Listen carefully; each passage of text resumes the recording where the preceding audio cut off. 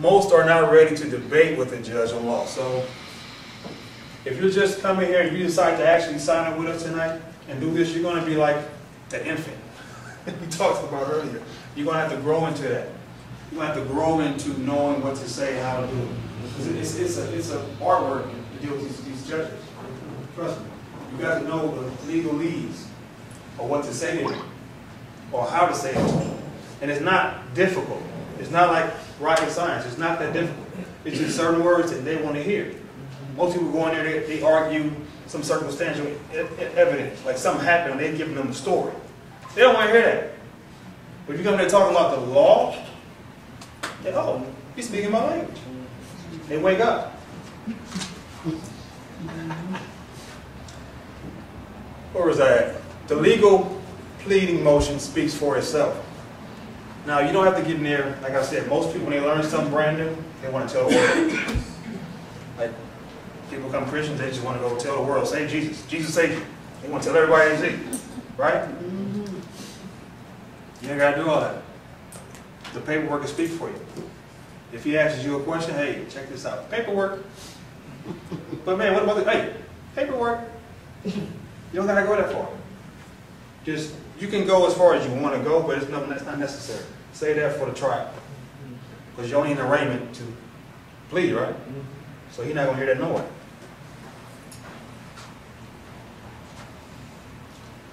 What documents do I file? The number one, that's the most powerful one, period.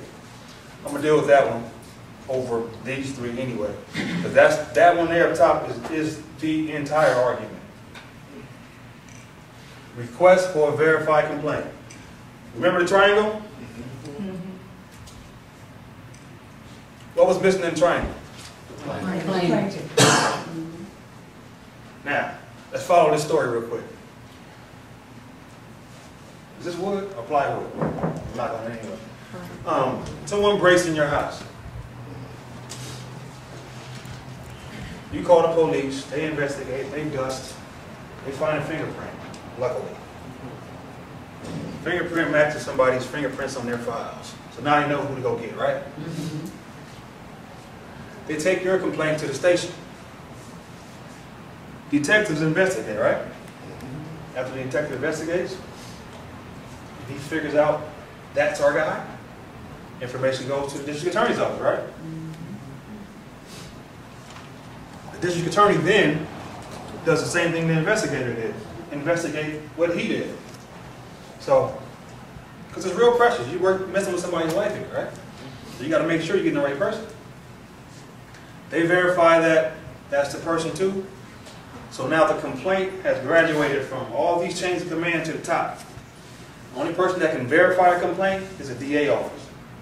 And once they verify that the complaint is true and valid, and they can go get this person, they sign off on it. Which means verify. Verify means you sign up, like if you got a check, how you verify a check? The signature, right? Same idea. So if they get a complaint, they got to sign off on that complaint saying that they verified their name and they're entitled to this whole thing. Not entitled to it, but they're responsible for this whole thing.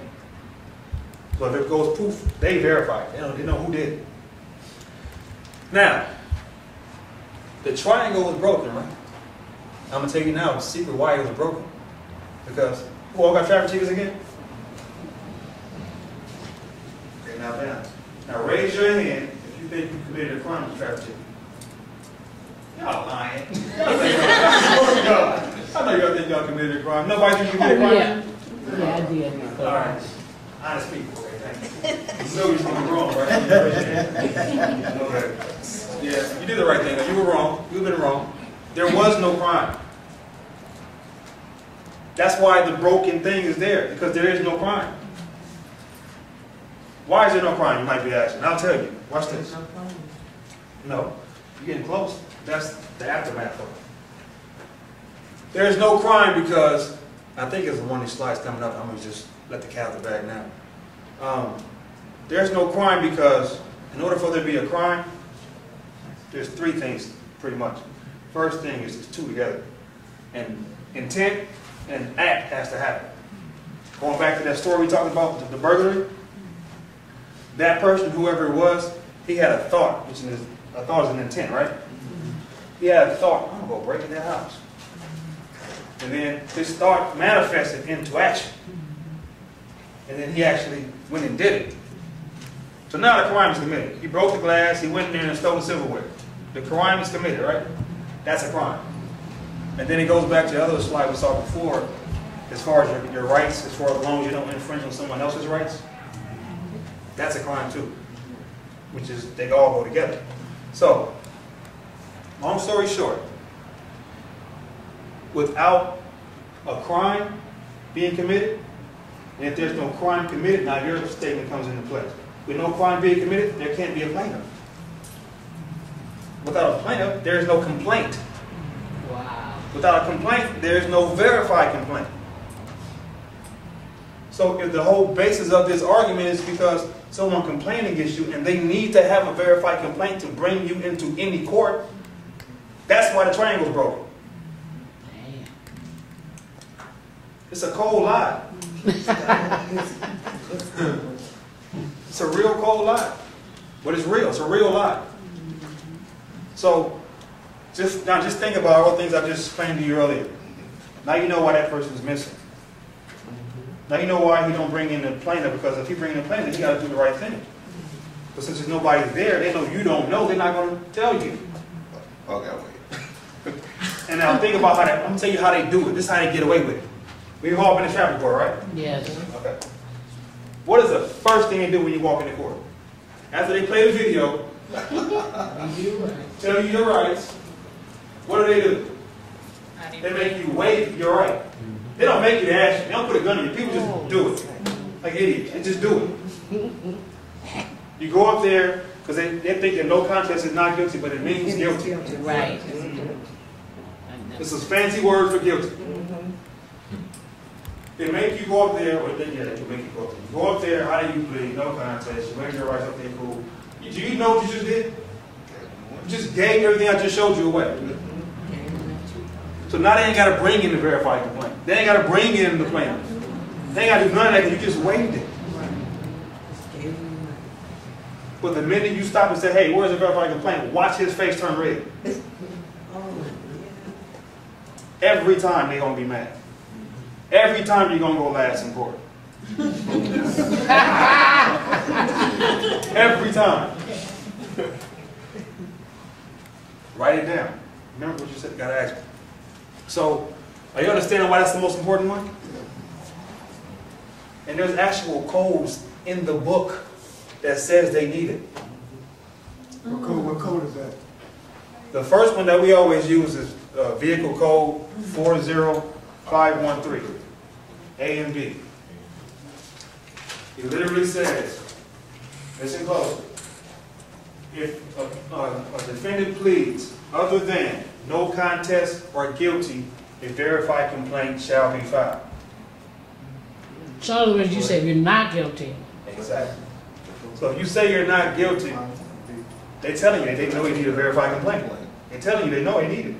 But how they try to trick you up is they'll tell you, well, you have a ticket, don't you? Yeah, I have a ticket. That's your complaint. No, it ain't. It's a ticket. It's a summons to appear. I signed that contract. I'm here. Contract dead. Now we got a new one. Wow. That's heavy.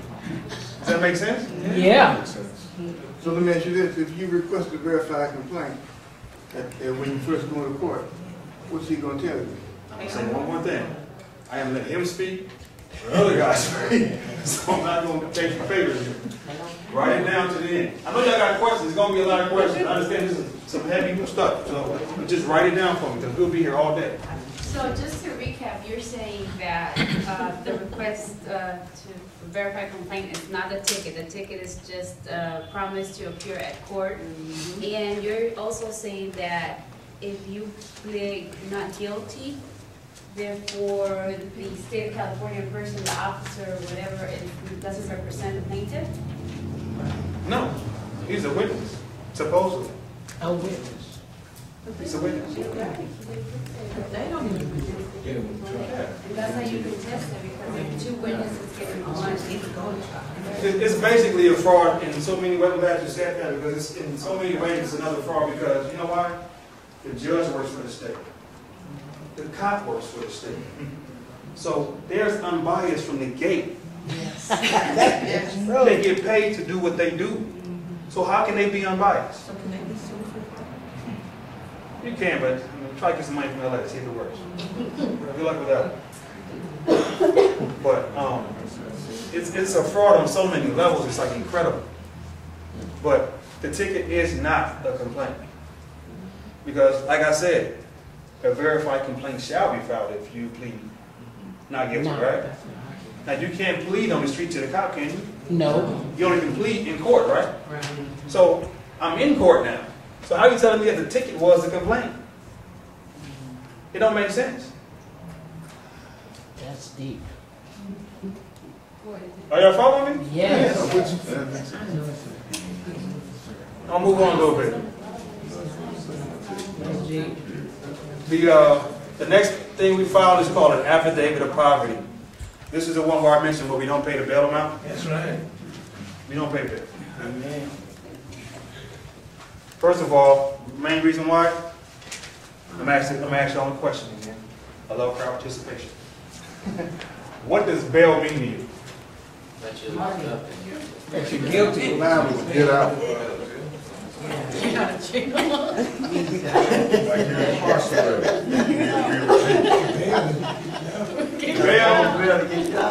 Exactly. Bail is only meant to keep you from going to jail or get you out of jail. These people are master liars, y'all. Y'all seen Bush, what he did, didn't y'all? Yeah. They're master liars. Okay? They have a penal code. I brought that book up here for a reason. So if you ever have a question, think I'm lying, just come grab the book and read it. Okay? Penal code 19.6. Penal code 19.6. It says, infractions or crimes not punishable by imprisonment.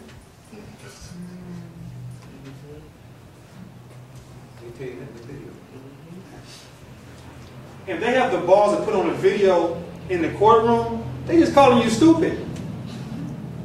If you're going to sit here and put it in my face telling me I can't go to jail, why the hell am I paying you bail?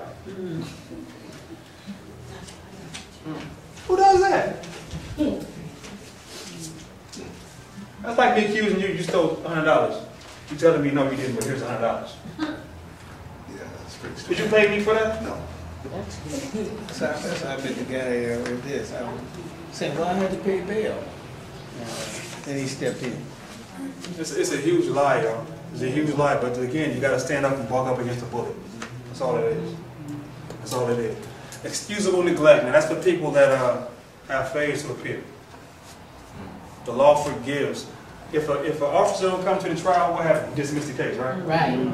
Nothing happens to him, do it? No. He go back to work, write more tickets, right? Why do you get in trouble? Something's uneven here, right? Right. So, it's because they don't tell you have a right to an excusable neglect clause. All it is that you have to come up with a good reason why you can make it. But it can't be like the dog ate my homework. It can't do all that. It got to be an actual, good, legitimate reason why you could make it. Paperwork, don't they? Well, you got to do it in a motion form. You can't just tell them or write a note. No. You got to be in motion form like these. Matter of fact, I'll start circulating this around. You guys can just look at it while I'm talking. But why do they say there's only 3 reasons why? Being in jail, being hospitalized, or being Yeah, in the military. military? Same reason why they told you can go to jail for a party. If you don't know the answer to rebut it, then what are you going to do? Yes. If you ask me that question, you lie. You know what? Excuse me, neglect, sir. You see my motion? Again, the paperwork speaks for you. Does that make sense, y'all? Yeah, absolutely. This is my second favorite one here. Non-stipulation of to use of commissioner. We call it recusal. It means you fired the commissioner. Why would I want to go see a lawyer? He probably has never seen a traffic law in his life. Because lawyers, believe it or not, do not know all the laws.